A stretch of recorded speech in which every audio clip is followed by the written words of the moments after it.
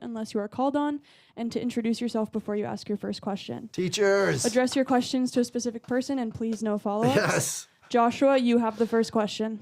The thumbs down. Hello. Hi. Have you guys have you seen the movie? I did. I saw it last night. It was absolutely fantastic. Do you feel the teacher love? I did, 100%. That's what I have to say. So I am a kindergarten teacher, and I just have to say the similarities of you meeting Rocky and all the emotions. I was comparing myself as a kindergarten teacher, like, this is the first day of school. I have no clue what they're saying. I have no clue what's going on. What do I do? I'm laughing. I might be crying. I'm frustrated. But at the end, you felt all the heart. And so I guess my question is, that's so cool. If you had to explain astrophage to a room full of 5-year-olds, how would you explain it? Andy? I don't know that I could explain it to myself. I think to a room full of 5-year-olds, I would say it's kind of like mold, but it's growing on the sun. I love it. That makes so much sense. And then just to I have a 4-year-old, so I'm used to explaining things. Yes. And then just the last 30 seconds of the movie, and I think we could all relate, that is every single teacher's dream of your students just being excited and you being literally the rock star. So kudos to you. Oh. Mrs. Sloan, next question. Wow, thank you. My name is Winnie Sloan. I've been a science teacher for 37 years, so I'm old as the rocks of your friend. And I want to tell you, thank you for helping with science literacy, both of you. It's tremendous. And my question is, my students and I talk quite a bit about doing hard things, the grit and the resilience to continue on. And I know that Mr. Gosling, you have played a middle school teacher before in Half Nelson, and we're up for an Academy Award. And in that role, you're in a bind, but you kept struggling. And in this role now, you're on a ship, and you didn't choose to be on the ship, but you just kept at it. And Mr. Weir, you wrote the part in The Martian, and how you science, in my class, we say the shiitake out of it. I can't say the other word.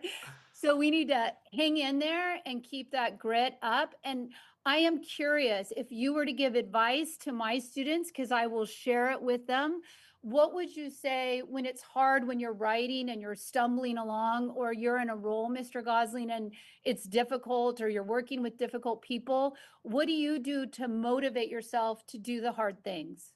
Do you want to start? Yeah, sure. For me, it is difficult for me to write. I mean, it's a lot of work, and sometimes you've really got to grind it out and gut it out. I console myself with the knowledge that, sometimes when you're writing, it flows really well and everything's just going great and it feels good. Other times you have to just fight for every word, every sentence just to get it on the page. But later on, a month later, when you go back and read it, you can't tell the difference between the stuff that was easy to write and the stuff that was hard to write. So what I tell myself is, when I'm having a tough time writing, I'm like, this is hard, but I am making progress, and I am making the same quality of work that I make when I'm enjoying it. So just keep pushing. You're confident in that because you've done it several times, so you trust yourself. Yeah, I found that to be true. Mm-hmm. I think one of the very special things that Andy does with his work is that he, we've been so saturated with dystopian narratives over the last decade, and it's all very, it's almost like the negative outcomes seem inevitable. And Andy offers us this opportunity to pivot away from that and to think, well, maybe the future isn't something to fear, but it's something to just be figured out. And I think that the superpower of this character is that he's able to lead with curiosity, and he turns his anxiety into curiosity, his fear of the future into a sort of curiosity about the mystery of the future. And I think it's something that I feel is, something that I'm so grateful to him for bringing that to us in this film. It seems like a lesson, that I always need to keep learning. And I think it's true in the creative process as well. It's that you have to find a way to make it fun. And if you can make it fun, that's where the discoveries happen. That's where the good stuff is. And if you're just sort of, banging your head against the wall and doing it because you have to, I find that that's where you get stuck in the mud. And I think what's so great about what Andy does is that his characters just at a certain, they're just experimenting and almost they expect they know it's going to go wrong. In fact, they want it to go wrong because once you know what the wrong thing is, you're a step closer to finding what the right thing is. So seeing You those, are a scientist. You are a scientist. yeah.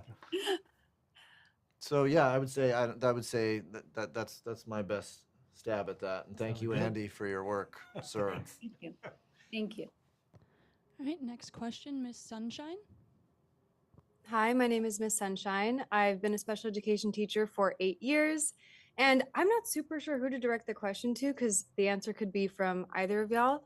But I was obsessed with the little glasses thing. I'm a fashion girly and love seeing the way that a character is put together with the way they present themselves. And the crooked glasses half on thing, was that a personal choice from you, Ryan, or was that in the book? I loved it. It was quirky and brought that like fun, goofy teacher energy that is so essential. Thank And you. I was all curious. Ryan. I clocked it and I was like, love it. First of all, I have to credit my daughter because I was experimenting with looks for the character at home, and she walked by, and I threw on some glasses, and she says, "You look smarter with glasses." And I was like, "Thank you. I will. And I need to look smarter in this film. I will use that." And because I don't wear glasses, I actually do now. But I thought that's how it made sense to me that that's how people wear them, although I haven't seen that. And I can't even do it. because then they're right there, you know. I can't quite do You're it. doing it. Kind of doing it. Kind of. Yeah. And it wasn't until 2 weeks in where Phil, the director, said to me, he's like, "You know how weird that is, right?" And I was like, "Is it? It's not what people do." He was like, "No, nobody does that." And I said, "Well, let me do it differently." He was like, "No, we've shot for 2 weeks. Yeah.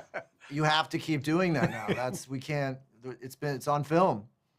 So thank you for saying that it was, you liked it because it was, Well, this is one of the things that I often say is that like a drum I'm always beating is people often think that actors their job is to read the lines and put the correct emotion in, but they don't realize how much of the creative process and the creation of the story that actors are part of. And so that's one of like a billion little things that Ryan did to bring depth and complexity to Ryland's character. And also, I mean, he'd riff, he'd go off script, he'd do all these things to and come up with better versions of the scene that we had. And this is just a thing where it's like I learned a lot while I was working on this movie, how much actors are truly part of the actual creation of the story, not just the presentation of it. thank you, Andy. And it really, I was like, wow, okay, I'm learning a lot.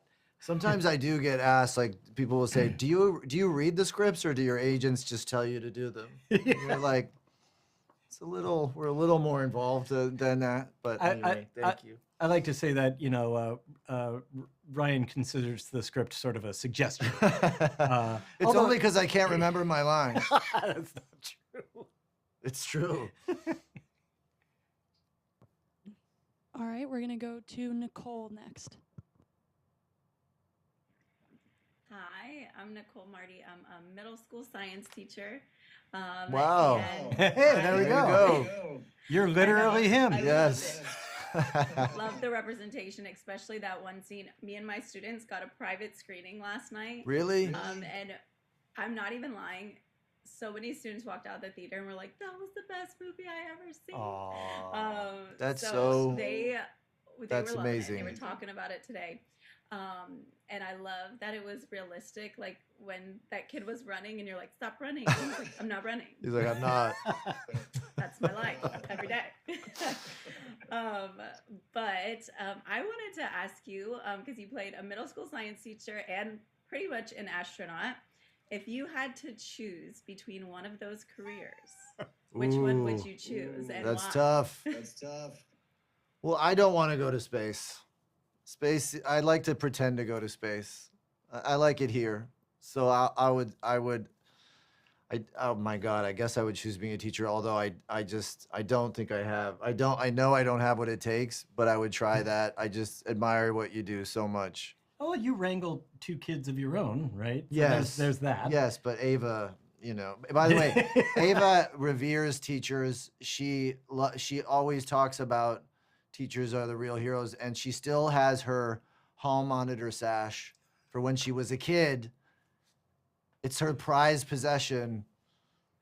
Anyway, so I wish she were here right now because she would love so much to talk to all of you. We love that. And from the movie, it really seemed like you would be an amazing teacher. My students, they wanted to see if I could ask this question, but they loved Rocky, and they were wondering how you became, like, you portrayed such emotion. I was in the theater, like, I'm feeling bad for a rock right now. Like, I'm feeling all these emotions. And they were wondering if there was something that made you, did you think of something that made you feel that emotion, or how did you portray that? Well, I have to give credit to James Ortiz, who is the puppeteer.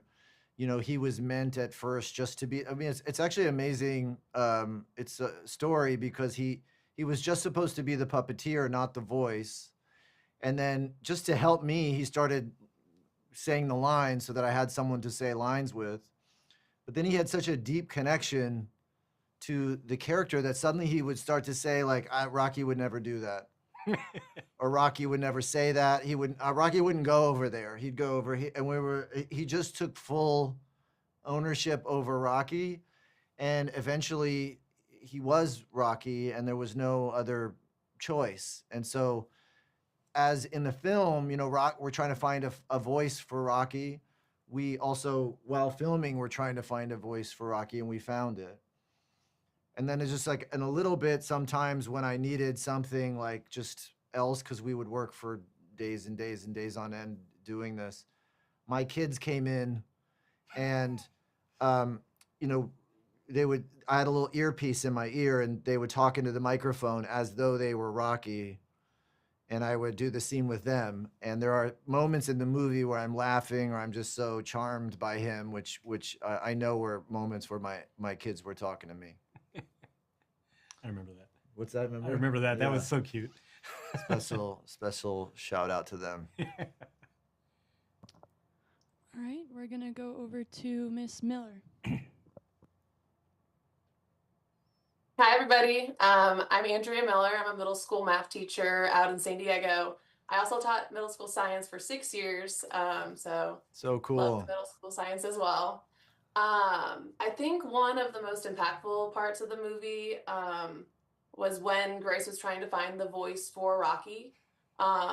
He was continuously repeating in different voices, why is a teacher in space? Yeah. And I know that Grace was also underestimated when they found out he was a middle school teacher. They were like undermining his credentials in science, just knowing that he was a middle school teacher.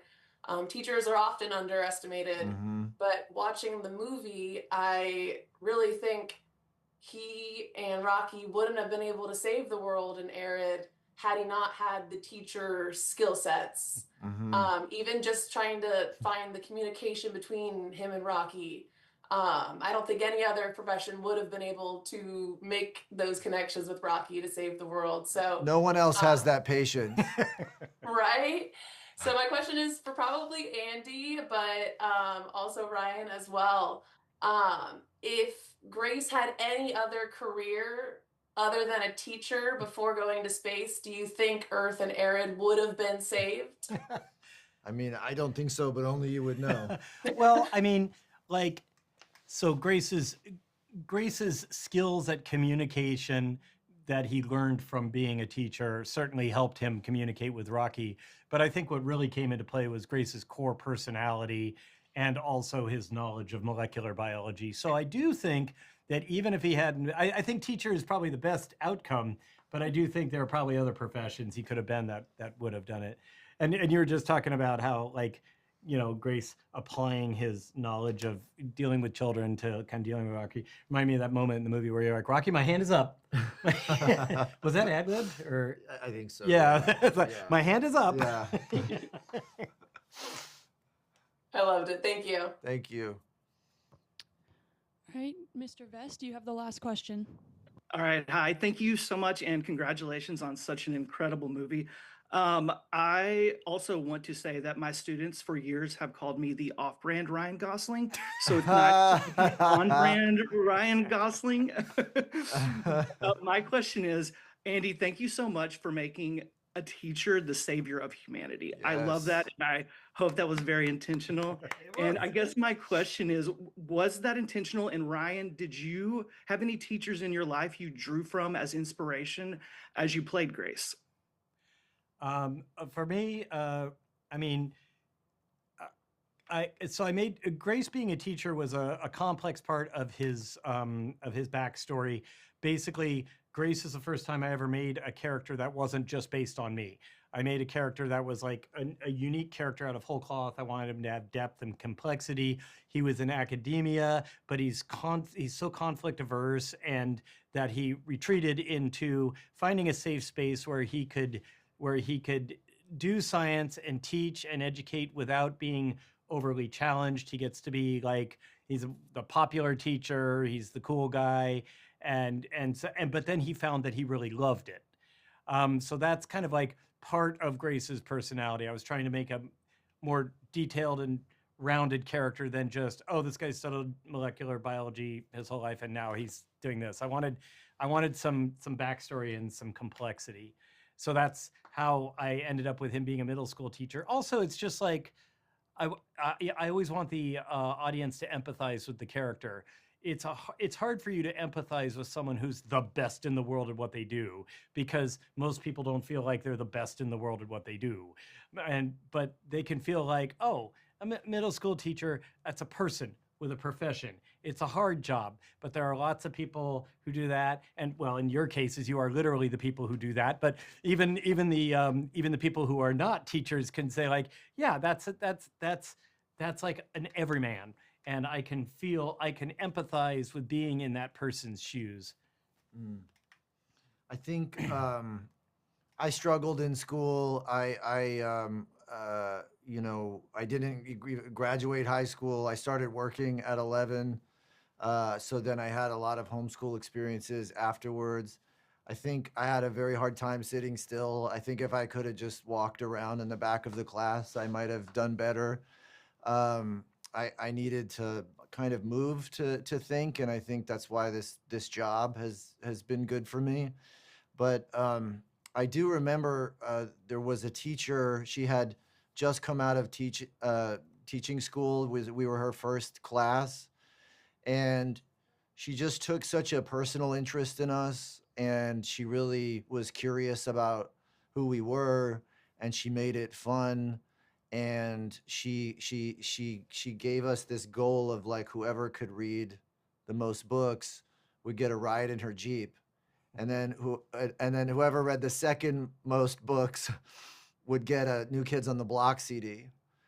And I didn't get the Jeep ride, but I did get the CD.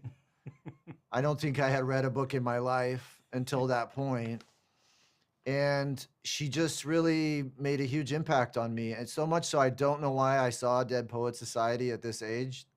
But when she said goodbye to us, I full on broke down, stood on my desk and said, "Oh, Captain, my Captain." A reference that no other kid got. I don't even think she got. But it was, I just felt so grateful to her. Oh, Captain, my Captain. Oh, Captain, my Captain. And everybody's like, okay. Everyone's like, thank you, Ryan. weird. Thank you, Mr. Can Gosling. he not be in our class? Can you? All right, that's all the time that we have for this roundtable today. Thank you so much for coming. Please say your goodbyes and exit the Zoom room. Thank you. Thank you so much for what you do. Thank you.